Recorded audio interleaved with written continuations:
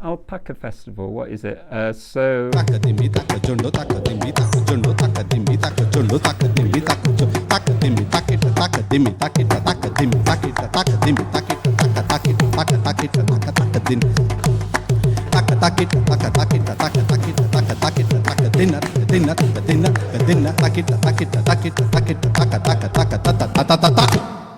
It stands for the Festival of Algorithmic Patterns in the Creative Arts. So it's trying to bring together these two words, algorithm and pattern. We had such an inspirational range of activities coming out of that. So talks from using MRI scans for creative arts through to people creating weavings based on the Enigma machine at Bletchley Park.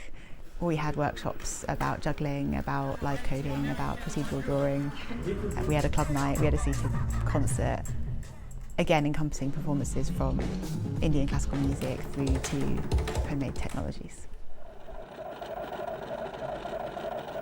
People really got hands-on doing things like in software making these patterns which were then cut into paper, and then the paper was put on a record player turntable so that people could actually hear these patterns they made in a very noisy way.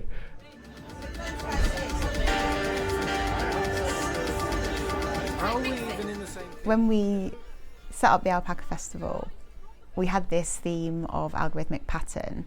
It was a little bit of a trick because we didn't really know what we meant by that, so we had an open call inviting people to propose talks, performances and workshops for the festival.